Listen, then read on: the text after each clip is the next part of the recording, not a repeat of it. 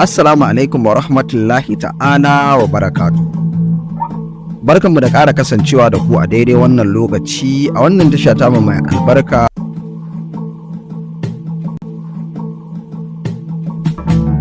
A yau ma a cikin wannan bidiyon mun zo muku da jerin matan masana'antar Khannyhood mafiya arziki da hawa manyan motoci tare da saka sitiru na alfarma da kuma yawo tsakanin manyan ƙasashen duniya. Don haka sai ku biyo mutum daga farkon wannan bidiyo har ƙarshe domin ganin yadda za ta kasance. Don haka yanzu za mu nuna muku su ɗaya bayan ɗaya har zuwa wacce ita ce ta ɗaya a cikin jerin jaruman na masana'antar ta Khannyhood mata waɗanda suka fi arziki. Sai dai kafin mu shiga cikin bidiyon namu kai tsaye, kar ku manta idan wannan ne zuwan ku na farko wannan tasha ta mu mai albarka, da ku manta ku danna alamar subscribing sannan ku danna alamar ƙararrawar sanarwa domin sanar da ku da zarar mun ɗora sabon bidiyo. Sannan kar ku manta ku taɓa alamar liking a wannan bidiyo namu. Mun gode. Masana'antar Khannyhood masana'anta ce wacce ake samun don kuɗaɗe ko kuma mu ce miliyoyin kuɗaɗe musamman a gurin 'ya'ya mata ko kuma mu ce jarumai mata da suke cikin masana'antar, inda za ka ga suna saka sitiru na alfarma tare da hawa manyan motoci da kuma wadaƙa da kuɗaɗe da kuma yawo a cikin manyan ƙasashen duniya daga wannan ƙasa zuwa wannan ƙasa.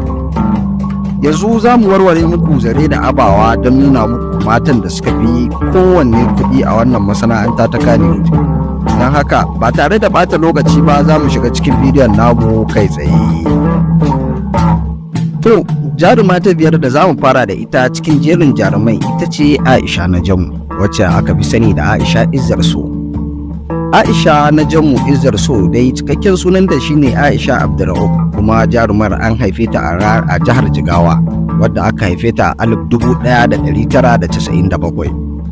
Ta shigo cikin masana'antar Khannyhood inda ta shahara a cikin wani fim da ake yi mai suna Izzar So, inda a nan ne ma ta samo sunan nata Aisha Izzar So. A yanzu haka Aisha Najamu tana ɗaya daga cikin manyan jarumai a masana'antar Khannyhood, sannan kuma suke tashin samun kuɗi a yanzu duba da yanayin yadda take aiki da fitaccen jarumi ko kuma mu ce furodusa wato Abubakar Mai Shadda, inda kuma kawo yanzu Abubakar Bashir Mai Shadda shine furodusa guda ɗaya tilo wanda yake kawo harka mai saurin kawo kuɗi a cikin masana'antar ta Khannyhood, musamman tallace-tallace, inda a yanzu haka Aisha Najamu tana yin tallace-tallace irin na su kamfanin King da kuma dai sauransu da dai irin su Polantex. Haka kuma jaruma Aisha Najamu dai tana yi wa manya-manyan attajiran masu kuɗi tallace-tallace, sannan ta kasance ambasado ce ta kamfanoni da dama wanda kusan a yanzu za mu iya cewa a kaf jaruman masana'antar ta Khannyhood babu jarumar da ta fita saka falla-fallan hotuna na tallace-tallace da ake bata a kafar sada zumunta, inda a yanzu haka za a iya cewa tana ɗaya daga cikin jerin jarumai da suka fi karɓar tallace-tallace musamman a cikin wannan shekara da muke ciki ta 2024.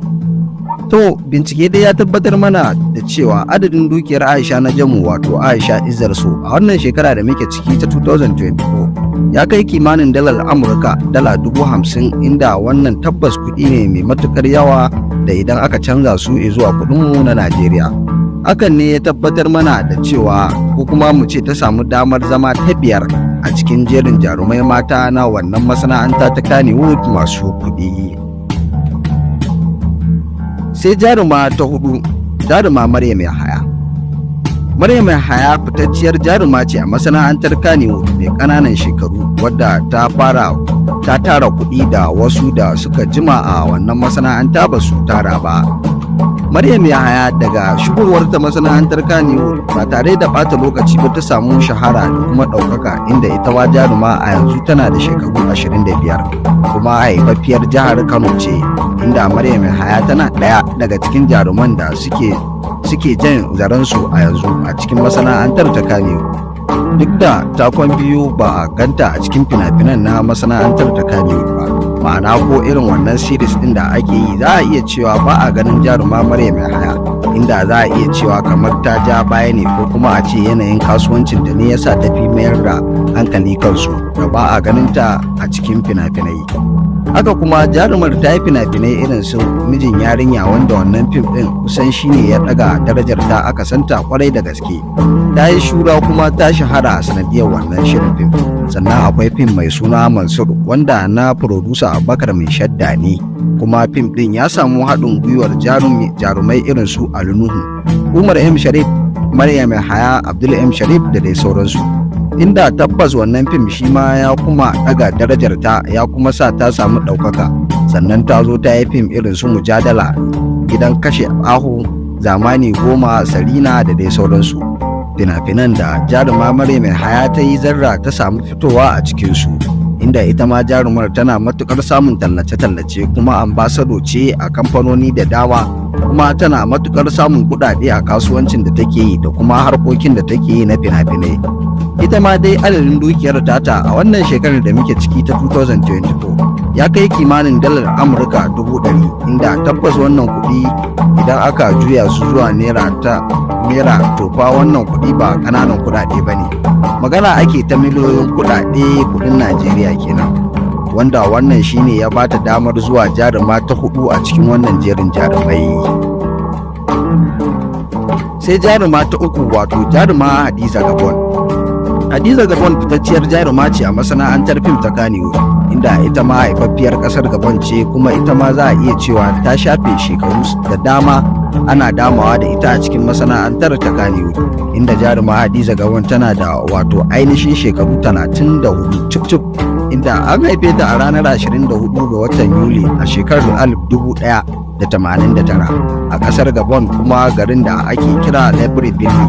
Jaruma Hadiza Gabon jaruma ce wadda ita ma tana taka rawa a cikin fina-finan Hausa da kuma fina-finan Turanci da ke kudancin Najeriya, wanda ake kiran su da Nollywood, inda a can kudancin kasar ta yi fina-finai irin su Lagos Real Fake Life. A nan kuma Kannywood ta yi irin su Hauwa Kulu, Basaja, Gidan Yari, Mijin Biza, Auren Manga, Gidan Badamasi da dai sauransu.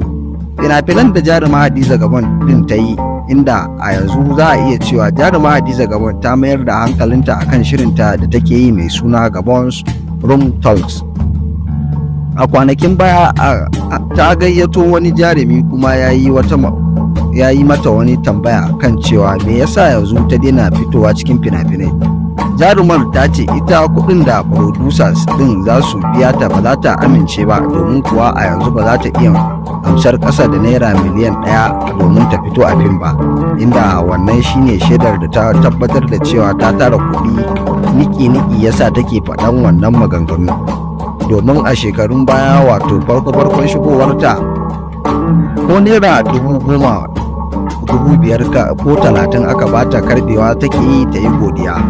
To dai bincike ya nuna mana cewa adadin dukiyar tata a wannan shekara da muke ciki ta 2024 ya kai kimanin dalar Amurka 500,000, wanda tabbas wannan kuɗi ne mai matukar nauyi idan aka juya su a naira, inda wannan shine ya bata damar zuwa jaruma ta 3 a cikin wannan jeri da muke da shi. Sai jaruma ta 2, wato jaruma Rahama Sadau. Rahama Sadau fitacciyar jaruma ce a masana'antar ta Kannywood, haifaffiyar jihar Kaduna, inda a yanzu za a iya cewa Rahama Sadau tana matukar jan zaranta a cikin masana'antar ta Kannywood, inda kusan yanzu tana tashe, kuma sannan tana tashe a wato Nollywood, inda kusan a kwanakin nan ana ta maganganu akan Rahama Sadau, domin kusan kowace shekara idan ta zo ana ganin Rahama Sadau ƙara samun ɗaukaka take da kuma mabiya, inda kusan Rahama Sadau ita ce jarumar da tafi kowace jaruma da jarumi wato mabiya a shafukan sada zumunta na Instagram, inda take da mabiya sama da miliyan 3. Inda jarumar ta yi fina-finai da dama a masana'antar ta Nollywood, wato masana'antar Turanci na kudancin Najeriya, inda a cikin fina-finan da ta yi wanda suke tashi akwai wani mai suna Postcard. Zan iya cewa an yi shi a cikin wannan shekarar da muke ciki ta 2024, inda fim ne wanda aka yi haɗaka da jarumai Indiya da kuma jaruman Najeriya. Sannan akwai wani fim da ta yi mai suna Rariya Mati Zazzau, inda shi ne fim ɗin Hausa na farko da ya fara shiga Netflix, da kuma sauran irin su A Lot Like Love, Up North, Almajirai da dai sauransu. Fina-finai masu matukar yawa da jaruma Rahama Sadau ta yi, inda jarumar ambassador ce a kamfanoni da dama irin su MTN, ambassador ce a kamfanin Glo, inda Rahama Sadau tana matukar samun kuɗi, kuma bincike ya tabbatar mana da cewa adadin dukiyar Rahama Sadau da take da shi a wannan shekara da muke ciki ta 2022 ya kai kimanin dalar Amurka miliyan 1, inda tabbas wannan kuɗi ne kusan naira biliyan 1 da wani abu idan aka juya su zuwa kuɗin Najeriya, inda kuma wannan shine ya bata damar zuwa na biyu cikin waɗannan jerin jarumai. Ba tare da bata lokaci ba, za mu tafi kai tsaye zuwa jaruma ta ɗaya wadda ta fi kowace jaruma kuɗi a wannan masana'anta ta Khannyhood, wato jaruma Nafisat Abdullahi.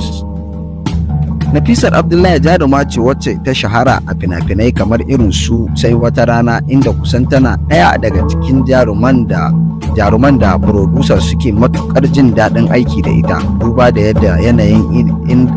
yanayin inda ka saka ta aiki, wato za ta baka abin da kake bukata a cikin fina-finanka, sannan kuma tana da tarin masoya, inda ta taka rawar gani kwarai da gaske a cikin shirin fim din Labari Na, domin kuwa mabiyanta na da yawa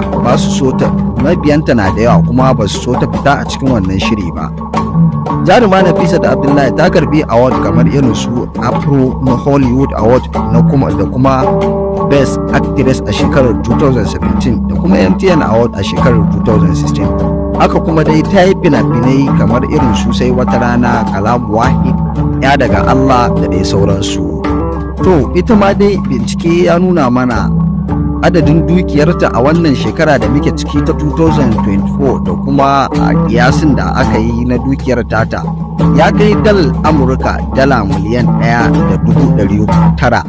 inda wannan shine ya bata damar zuwa ta ɗaya kuma jarumar da tafi kowace jaruma kuɗi da tattalin arziki a duka matan da suke cikin masana'antar ta Khannyhood.